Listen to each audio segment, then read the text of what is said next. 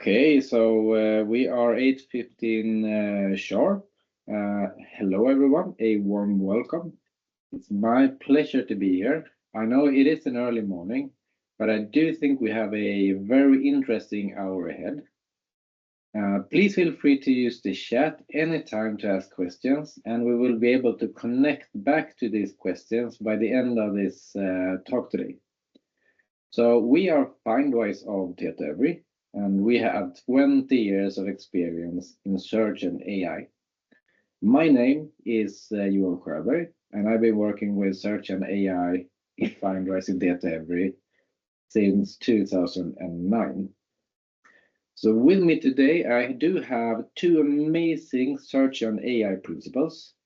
Niklas and we have Simon, and between us, we have more than 3 decades of search and AI experience. So we will cover a lot of ground today, and the goal of each speaker here is to break it down a little bit into digestible pieces. And the purpose of today is to inspire. Would love to come to you for free to show how you can use search and AI to overcome any information challenge. So we are Findwise. Our mission is to bring relevant data to people and language models, and we call that context engineering. So this is a two-part series. It's about how we can use search to make AI better and how we can use AI to make search better. In part one that we had the previous week, we learned a couple of things. We learned that RAG, or retrieval, excuse me, retrieval augmented generation, is how you build AI on your data. So that's how you can get the experience that you get from Anthropic, from Gemini, from ChatGPT in your organization with your data. So this is called RAG. RAG is how you build AI on your data. And search is how you build RAG solutions. So the short connection here that we covered is that search is how you build AI on your data.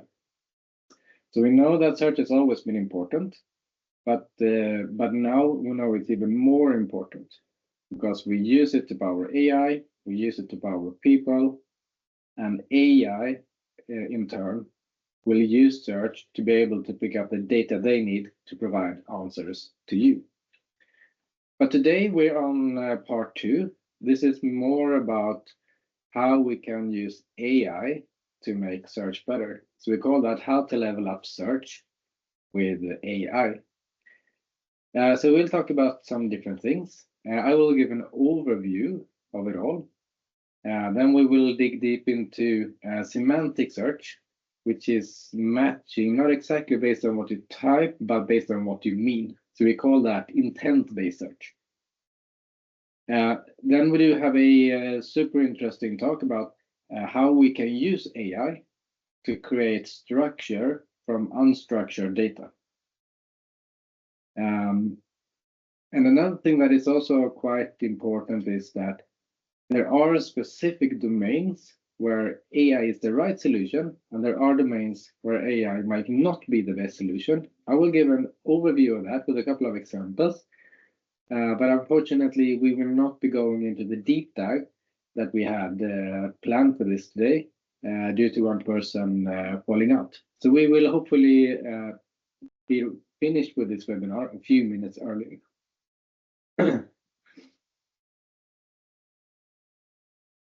So in building a really good solution, we think that the search engine is one ingredient. We know that AI is another ingredient, and we know that your data is the third ingredient. And we need all these three ingredients to be able to bake a perfect cake, right? So we have a couple of models that helps us understand how we can use search and how we can use AI with search and how it fits together. But before we go into how we level up search, we must get our minds right on how we should reason about search. So we have developed a maturity model to describe how we can progress with our maturity in search. The current state in most organizations is silo-based search. Every application has its own built-in search functionality. That doesn't scale. You can only find in that specific content source. Any improvements you make to the relevancy of the experience do not replicate to other solutions, and you need to maintain and manage each of these search solutions on your own. So the next logical step is that what if we connect all the different systems into one search solution? This gives us one search for all. Here we see all the benefits with scaling, that any improvements we do with the relevancy, with the experience, this will come to benefit everyone. The challenge here, or the problem that remains, is that everything to everyone. This is not the answer to all problems. So what we're really targeting is we want all the information in the same search solution, because that's the only way to scale, that's the only way to benefit from improvements. But we need to create purpose-built applications on top of this to be able to meet the specific needs that we have for all the cases where everything to everyone is not the perfect answer. So once we have that, let's take a look at how can we in practice level up a search solution. So it starts like this. Search is actually quite an full science, if you don't mind saying so. It's a huge topic on its own, and what we take for granted in many places today is actually a horde of engineering that has went into this. Everything how you interact with the search results, if you get any suggestions, if you're presented with filtering options, all of this is based on that the underlying technology is configured to work with your data for your specific use case. We need to have the linguistic processing. It shouldn't matter if we misspell a word. It shouldn't matter if we what form or inflection of a word that we have. We should be able to manage that. So that's stemming and lemmatization. We should be able to say that some content is more important than others. We should be able to manage not just exact keyword search, but also phrases, to say that depending on how you create your phrase and the length of your phrase, some content is going to be a better fit. So this is a huge topic of its own, and this is the basics. This is what you have to get right. Where we can add a huge chunk of benefit is when we start making the search functionality context or domain aware. This is where we can say that we know who the user is, we know what the data is, and we know what the use case is. So all of a sudden we can start by providing contextual filtering. We can provide the filters that are the most relevant based on the domain that we have. We can use rule-based re-ranking to say that some content is more important than others. We can use personalization, so we can take a look at, based on who you are, your patterns, your interests, your different parameters, we can promote you content that is relevant to you. So that means that two different individuals searching will get different results back based on who they are. So that's personalization. Of course, when we know who the user is, we can connect that with document level security, so that we can say that you should only be able to find the content that you are entitled to see, and so on. When we have this right, we actually have, in most cases, 95 to 100% success. But there are cases where we need to level up this even more, and this is when AI search comes in. And here we have a couple of different ways of approaching. We have semantic search, which is what we're going to break down today. So semantic search is basically that let's not match the keywords that we type with keywords in the content. Let's match what we think we mean when we type these keywords to content. So this is intent-based search that is not just exact keyword matching. So that is a super interesting topic that we will dig down. We have machine learning-based re-ranking. So when we get the results back from the search engine, we can use machine learning to say that we should reorder these results. And a common way that we use this or talk about this is wisdom of the crowd. When we can say that more popular content or content that we know is of higher quality should be given a specific weight advantage so that you will see those results first.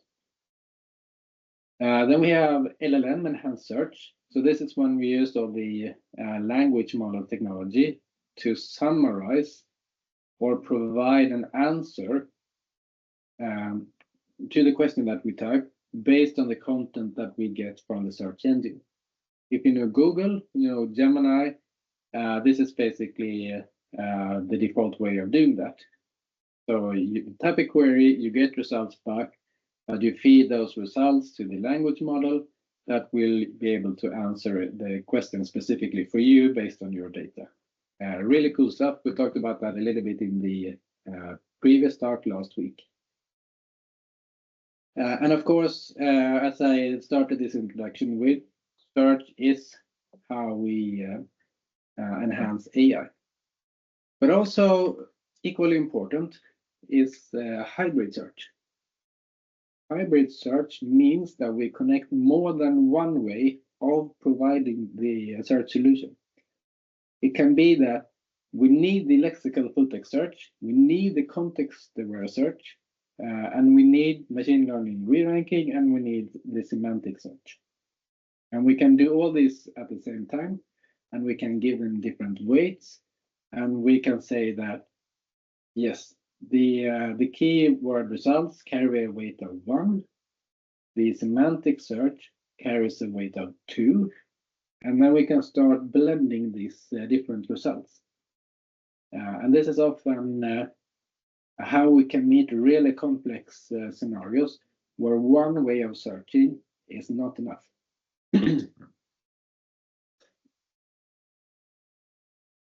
So I want to talk just a few minutes about, because I understand it's a jungle, I understand it's different challenges.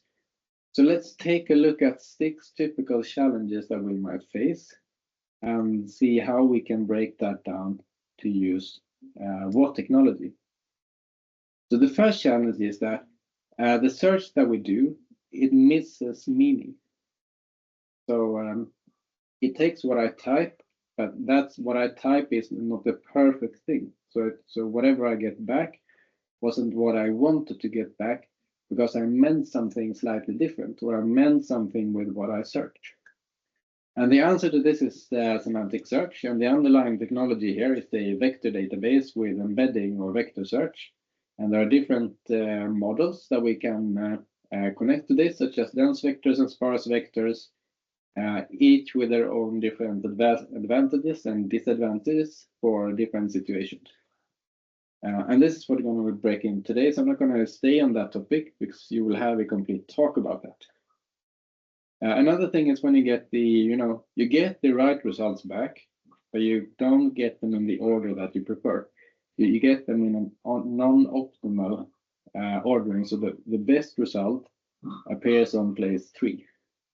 So this is when we can use machine learning-based re-ranking. And the general concept of the enabler here is learning to rank. So we can basically use the signals from how people are interacting with the search solution to be able to teach the search solution that specific content is more valuable than other content.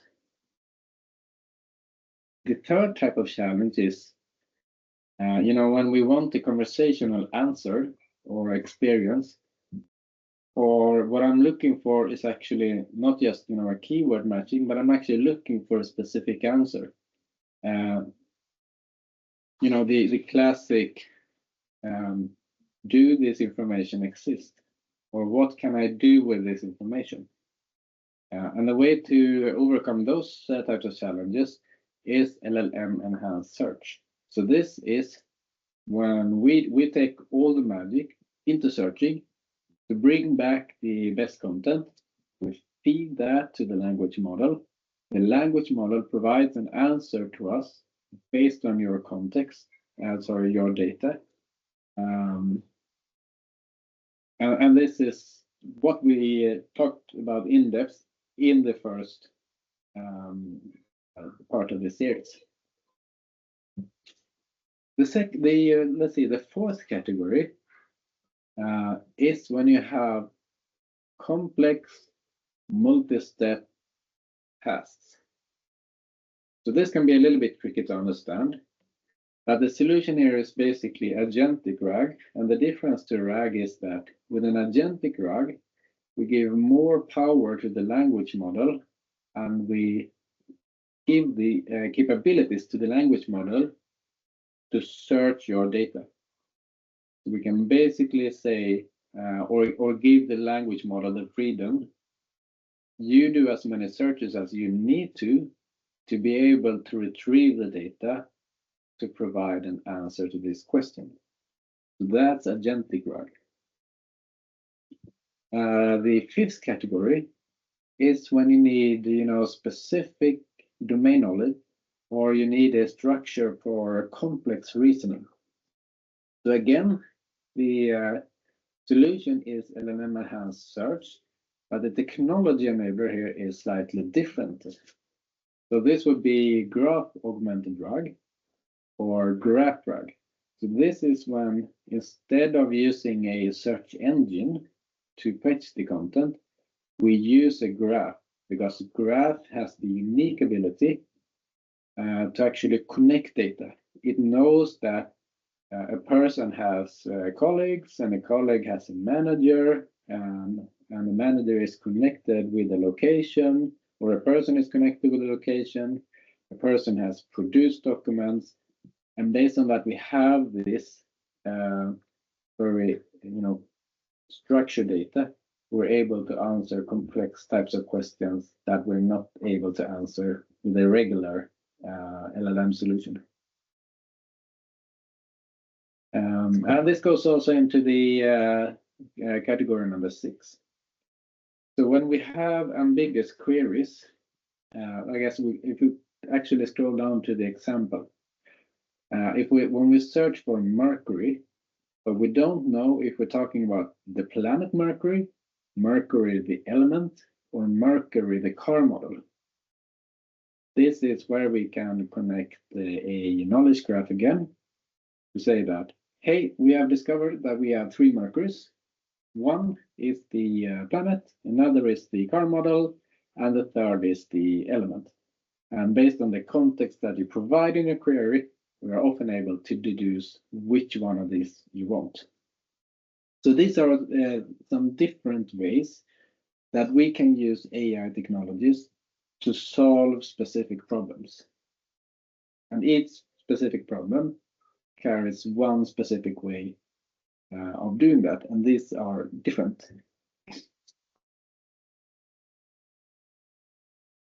Let's see.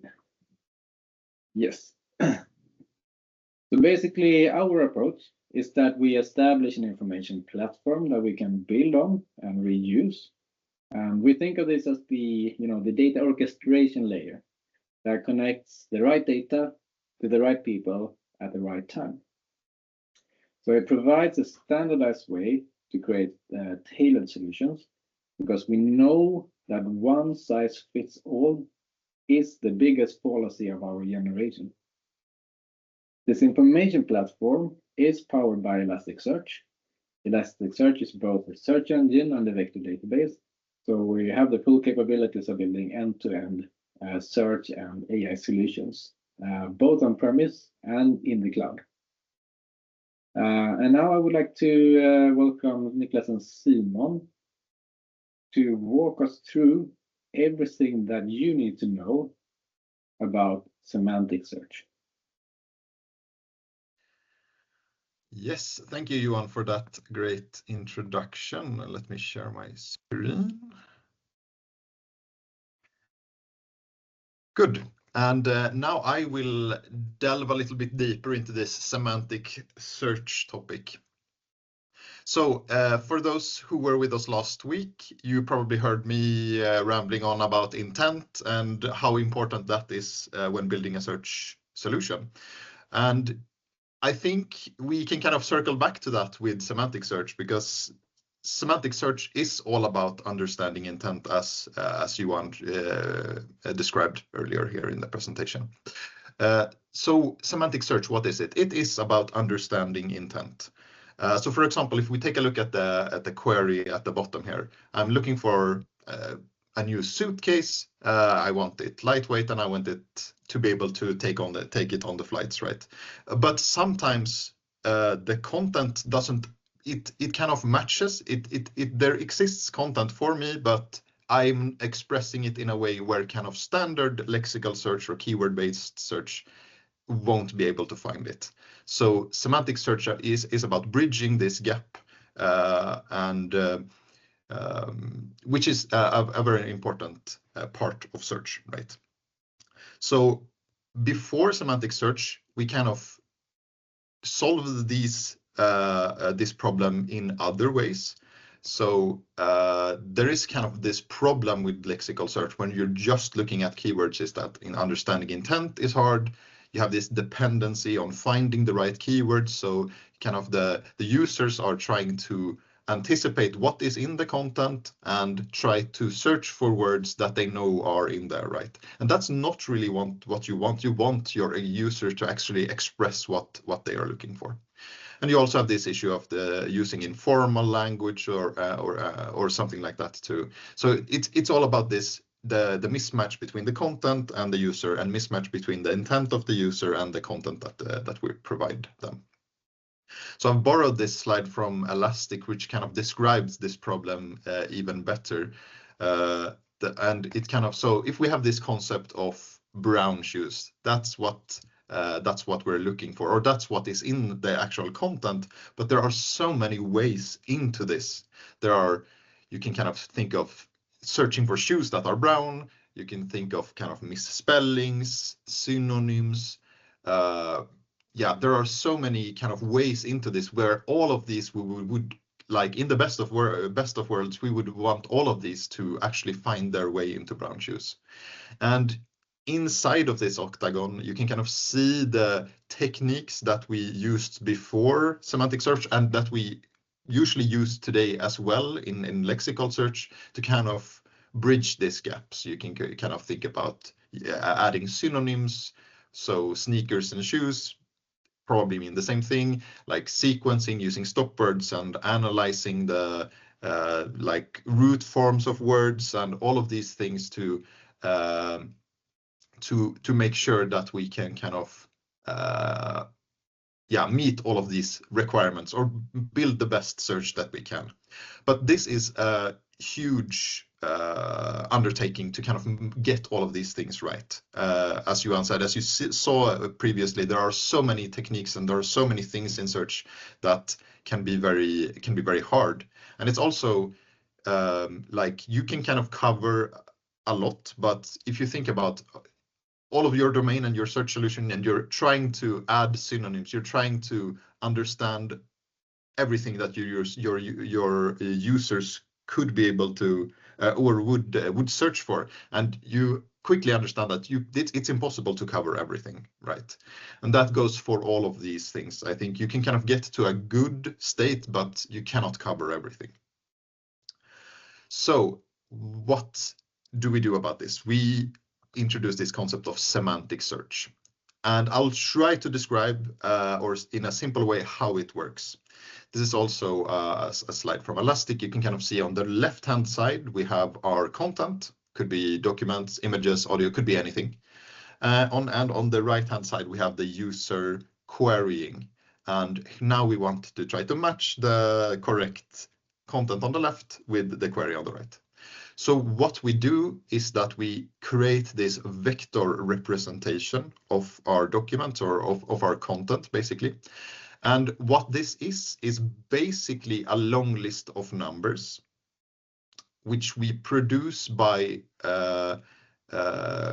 using this machine learning model that has been kind of trained to do these things, trained to kind of capture the semantic meaning of the content.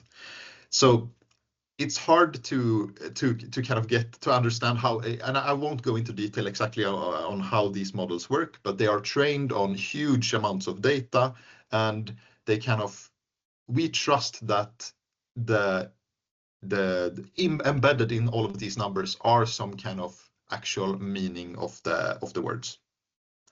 We do the same thing on the right-hand side. We use the same model to do this same kind of transforming to numbers on the query itself. And then we can kind of use math basically to kind of find the nearest neighbors, or we could use other algorithms as well, but the algorithm that we use in the search engine is actually not, they don't know anything about words or anything about that. It's pure math, more or less, to kind of look how to try to see which vector is closest to the query vector, or something like that. So I know it's a little bit hard to understand, and I will try to simplify it a little bit. So if we take a look at this image here to the right, I'll try to describe a little bit how this kind of semantic meaning is captured. And you could kind of think of it as, if we just look at this in 2 dimensions, usually these vectors are hundreds of dimensions, but if we simplify it and just look at 2 dimensions, you can kind of see that king and queen are close to each other because they have similar semantic meaning. And the same goes for kind of man and woman. They are also close to each other. So closeness is like a measure of semantic similarity in this vector space. But you can also kind of see other things embedded in here. So for example, if the vector for royal, if I added that to man, I kind of end up where king is. And the same goes for woman. So there is semantic meaning embedded into these vectors, and that is what we use to produce our hits, or to kind of search through instead of just using keywords. So these models can be trained for many different reasons, or for many different purposes, I should say. Usually we use things that are kind of trained for retrieval, which kind of means that the query is often shorter than the content is. So and yeah, of course, there are many models. And also I should mention this kind of apple and pear comparison. So for example, for us as humans, it's very easy. If I hold an apple in one hand and a pear in another, I know that these things are similar. They share a lot. They have a lot in common, but the words don't have a lot. They have some letters in common, but if I'm just looking at the words, they have nothing in common. So we use our internal representation of these objects to be able to compare them, and that's essentially what we're trying to make our computers do here, where we try to create this internal representation for them, and that is what we use. So some strengths of semantic search, I've already kind of gone into this a little bit. Natural language queries, where you're just typing what you want or what you think in a more like natural language way, and you're not just typing keywords. That's a big strength, because semantic search doesn't rely on keywords, right? It relies on this semantic. The same goes for like similar content with different wording. Yeah, I talked about that before. We also kind of get this multilingual feature, which is if we use the correct model. So a lot of these models are trained on where kind of on multiple languages. So the kind of embedded vector space doesn't really care about language, which can be great. So you can kind of search in one language and have content in another and still find your way. And we also have this kind of question answer where that it kind of goes without saying that sometimes the question and the answer they don't have any overlapping keywords, but they still share some semantic similarity. There are, of course, weaknesses of semantic search as well. Explainability becomes a lot harder. Like we're used to in keyword search, you can just highlight things and it's easy to explain to the user, this is why this hit showed up in the search results. But using semantic search, this becomes harder to explain because there is no like it's not because of this word that the document showed up, right? And sometimes sometimes exact matches is all you need. Sometimes your users know exactly what they're looking for. They're searching for specific IDs. They know exactly what they're looking for or what they should search for. And in that case, semantic search is probably not needed, right? And you also have this, sometimes content is changing very rapidly. And that means a lot of work for these embedding models because they need to recalculate these embeddings a lot. So there are, of course, strengths and weaknesses with both lexical search and semantic search. What do we do? Of course, we try to get the best of both worlds. And that's what Johan mentioned a little bit earlier as well. So usually when we implement semantic search, we do it together with lexical search because there is always users, or almost always, I should say, users that are kind of super users. They know I'll search for this ID, or I'll search for this and I'll find exactly what I'm looking for. We don't want to rob them of their experience, right? But sometimes we have users that are searching in a more natural language way.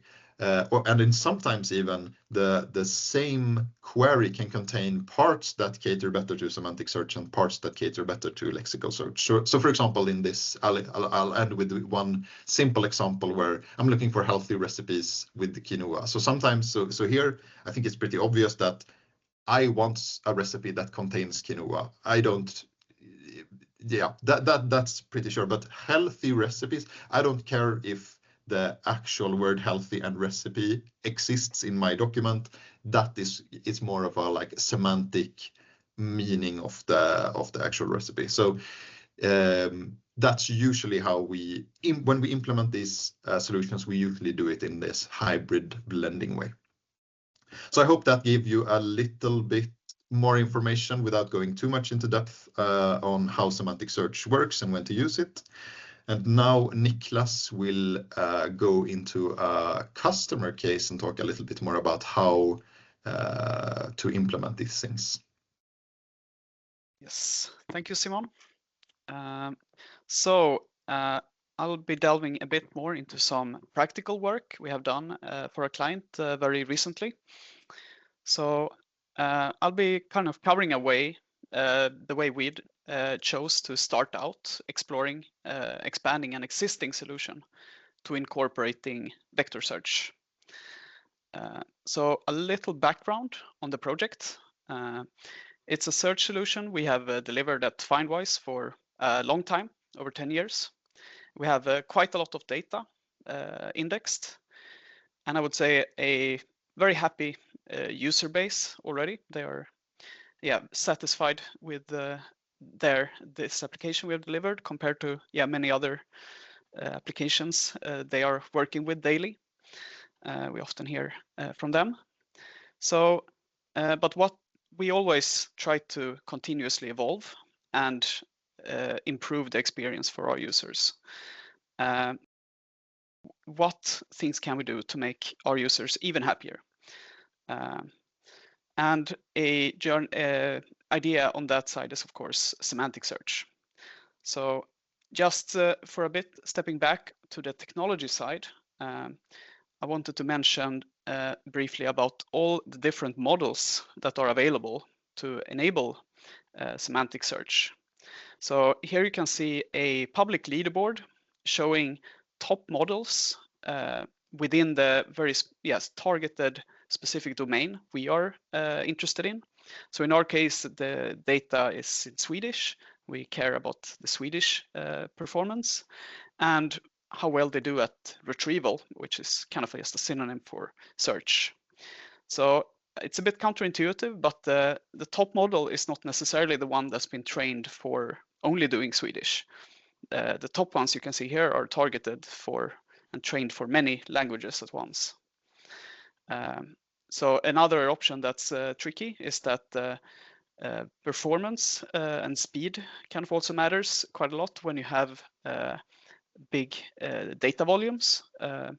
So you have to kind of make a trade-off and different considerations when you pick how you do semantic search.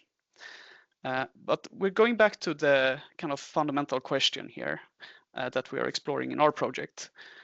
Will the users be happier with vector search?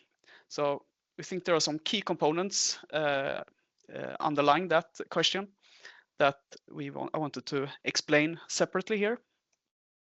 So one concern is, will the model be able to handle the industry terminology we use?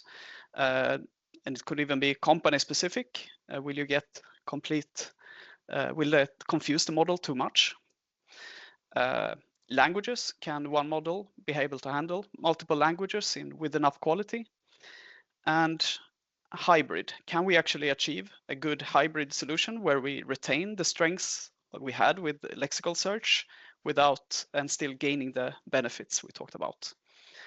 And performance and speed. So how heavy model and how much computing power do we need to get enough quality?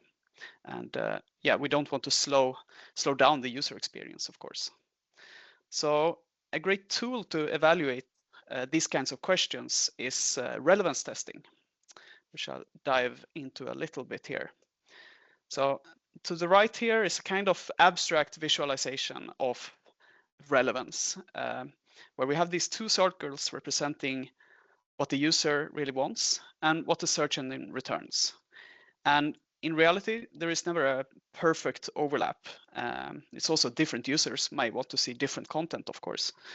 But in some sense, we want to keep these circles closer to each other. So one way we can kind of structured way of working with this is to have a testing data set where we can measure how well we are actually doing. So you can create these data sets where you have saved with that given a query X, the thing we really want to get back is this thing as the first result, for example, and other content below it. So that is a great tool, I would say, to not just go by gut feel about how good the search is, but actually have data underlying it. So there are different metrics you can use to measure how good your search is, how good the relevance is in different ways. But I won't dive deeply into that today. So one thing, the way it could look like is like a very simple example to the right here, where we have saved that given a search of too dark in the room, we want to get back and expect the result of that the ceiling light is broken, which maybe was posted on the intranet, for example. And here you can see the search term and the title here. It doesn't overlap in any of the words. So this is an example where we would hopefully be able to benefit from semantic search. So in our case, though, we had an additional constraint of that it's extra complicated to test with the real production data. So we would, we need to create a sample data in a good way. So this is, of course, important to do it right, so it actually is as realistic as possible for your use case. Otherwise, the output of your testing will be less valuable. So some certain things to cover here is different words but similar meaning. Differences in length between query and documents, and the text you are matching to. It's very common in search. But of course, whatever is most relevant in your situation. So it's completely dependent on the problem you're solving for the business. Also to mention here, so this is something we did. We generated a bunch of sample data, and also using large language models is, I would say, a very good tool for conveniently creating sample data. But it could also be manual work. It's not like you don't need enormous amounts. You need enough high quality examples, I would say, to test in a reliable way. So now I'll go on and show what our test evaluation looks like. So in the image here, we can see the output of our test automation, where it shows in a Swedish version of the query you saw in the previous slide, with a bunch of search results. So here we mark all the good stuff with green. So this is the behavior we want. We want the green things to show up, and preferably no red things to show up. So what we see here is that we expected 2 results, the way we defined the data set. But in this example, the semantic search, this particular experiment, it's just one of many experiments. We got a bunch of other things showing up above the bottom expected hit. So what we decided to do is a kind of counting the unexpected results in this case. And I'm quite happy with the visualization we do here, because you can very easily kind of read this and see, like, kind of get an understanding of the limitations of these vector models. When trying out multiple ones, you can kind of get a feeling for, okay, this is the kind of problem that this model is weak at. So let's go on to another view of our testing here, where we're showing another query at the top, similar to the one before. But most importantly, at the bottom here, we show how we kind of measure the performance. So it's a kind of a custom metric we used for our particular situation here. But what we chose to do is to define what we call perfect runs, where there are no unexpected results shown above. And we did something called acceptable runs, where there are 1 or 2 unexpected hits above it. And these, I would think of it similarly to if you're using Google and you have to scroll down before under the top 2-3 results. At least I feel a little disappointed if I have to scroll further down than that. So this is something we are kind of approximating with this measurement. What we did is trying out different configurations with this testing framework, and finding something that we think will work in our particular situation, solving the real end user problem at the end.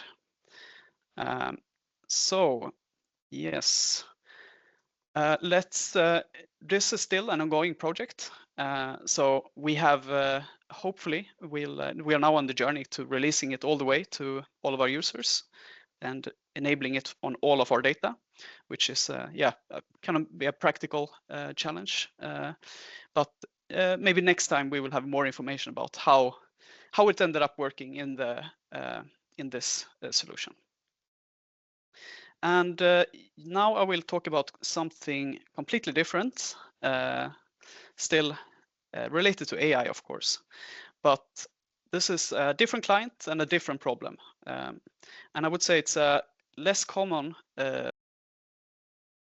have a less common use of large language models that you might not have heard as much about before.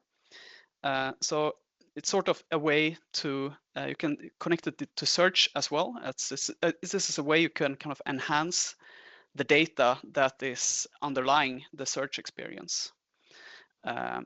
So a bit of background about Akademiska Hus, who is one of our clients. So they are in the university. They own many of the university buildings in Sweden and manages them for the universities. And we maintain buildings for lots of people. And they have many opportunities for AI, where we at the Tietoevry have helped them in different ways to explore how they can optimize their different works, different needs. But what I will be talking about today is actually not very specific to the facility management industry. It's something that's quite general to all kinds of businesses. And that is very related to documentation. So the journey Akademiska Hus is on right now is that they are transitioning from one way of working with their documentation to a new, more structured way of working. So for many, many years, they have a similar setup as you might have seen yourself in other companies, where you have a large file storage. In this case, it's like a shared disk space where all the campuses can store and organize their own files and documents in their own, a standard directory structure, and use it for all their needs. So they are trying to go away from this way of working to using more structured approaches and different applications for different needs. So one of the they are transitioning, they're gonna decommission this file share is the idea. So one of the new systems is something called Biblioteket, where certain kinds of information belongs. So the AI I've been involved with is part of this transition.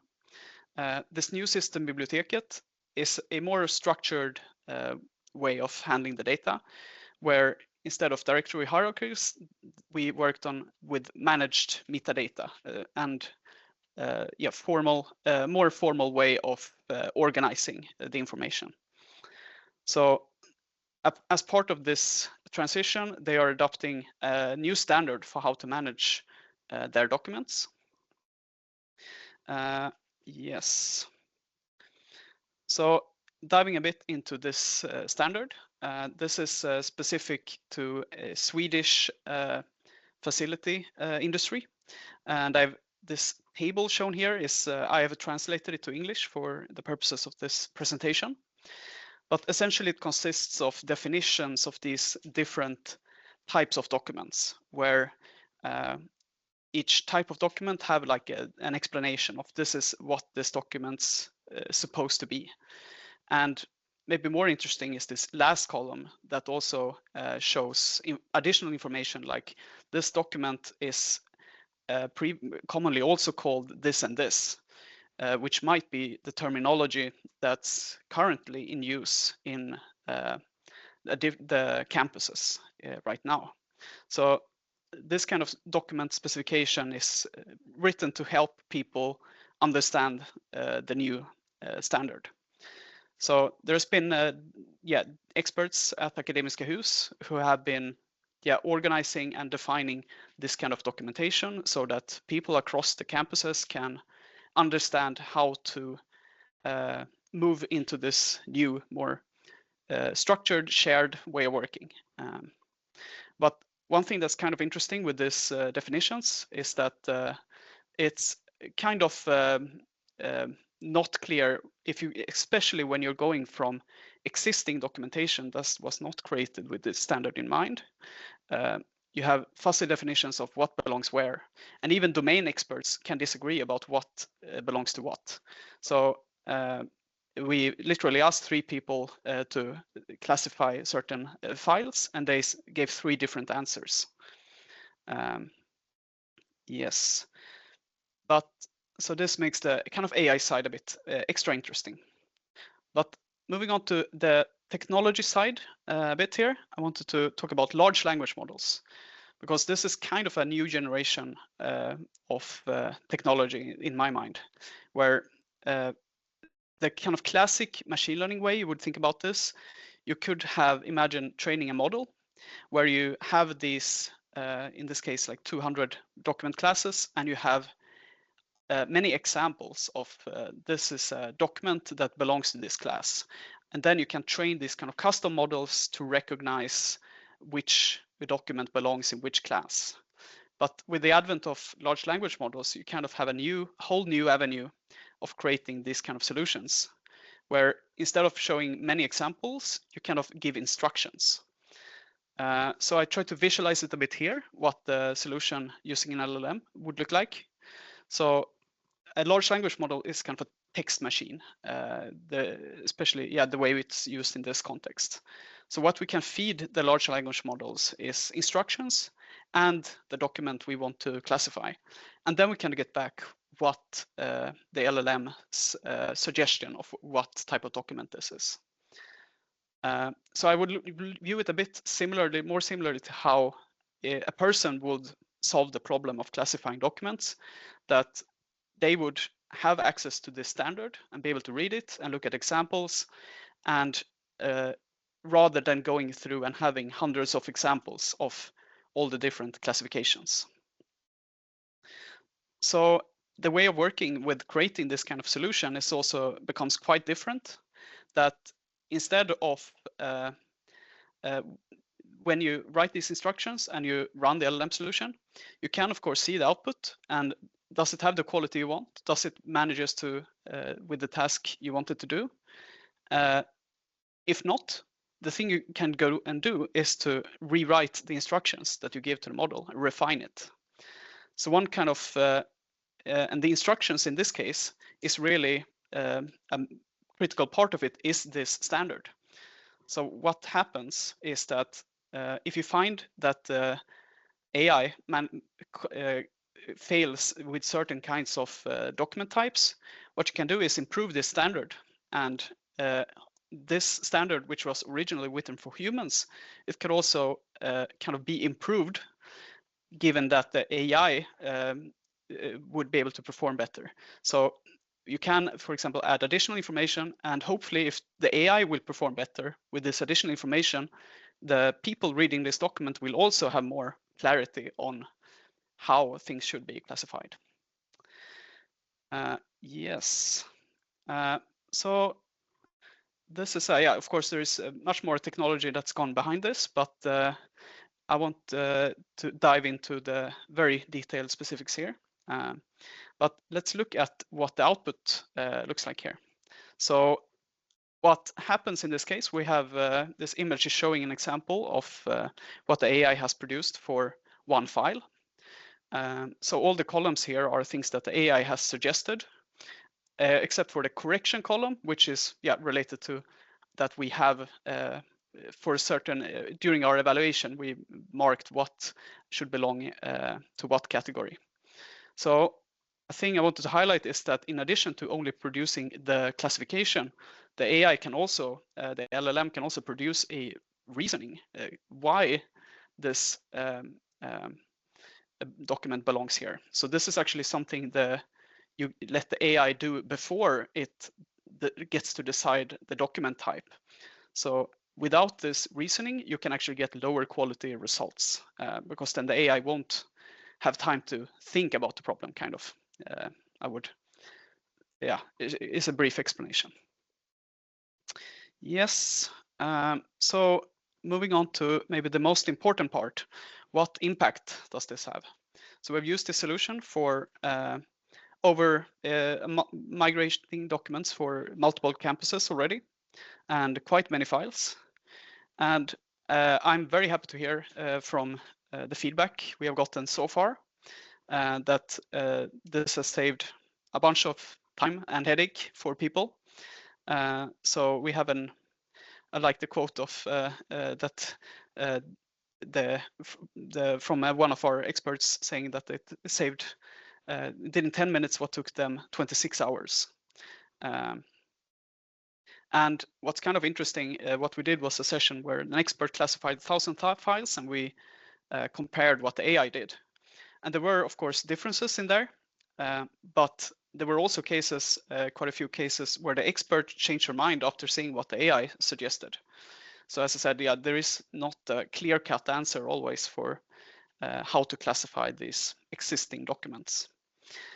One additional factor that is also very interesting, I find, is that using this kind of LLM approach across all the campuses, it can give a form of consistency. Like if each campus had done it on their own, in their own way, then they might use the standard slightly differently. But now they have at least been kind of, with these AI suggestions, they have at least gotten kind of a common starting point where they can adjust the classifications to their needs after that. But consistency, I think, is a key thing that's valuable as well. So just quickly show some more here about possible, how is the experience for the user? So this is just a screenshot of how it looks for one of the views that the user will see, where they will, of course, see the document types associated with different documents. But the question is, are the users going to trust it? And what are they going to do if they find that it failed in certain cases? Is it going to ignore it completely or learn when it has been correct? So of course the users can and are expected to go through and correct things that is not valid. These are all suggestions from the AI.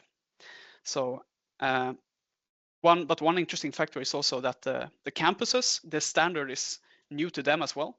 So in some sense, they can kind of learn based on it's kind of the counterpoint of the consistency, that they can learn from the possible mistakes that the AI did. 1 minute to go. Yep. Yes. So what recommendations related to this is that make it very clear to the user what is created by AI and not verified. I would say it's a very general guideline. And this reasoning presented to the user, I think, is also very valuable. So yeah, I'll end with that note, and I think over to Johan for some final words. Yes, so from a snowy Gothenburg morning, from all of us to all of you, thank you for tuning in today. We have looked at the rather big landscape on how to do AI on your data and how to use AI to make search better. Both of these are kind of big topics, and you'll be given a combination of a high-level overview, but also a light deep dive into a few of these important and selected topics by Simon and Niklas today. So I hope that it's much more clear in how it works and what you can use it for, and some of the benefits that you can get from it. Don't hesitate to get in touch. In fact, we want you to get in touch. So today was inspiration, and we know that the value that you can unlock at your workplace with search and AI will be a game changer going ahead.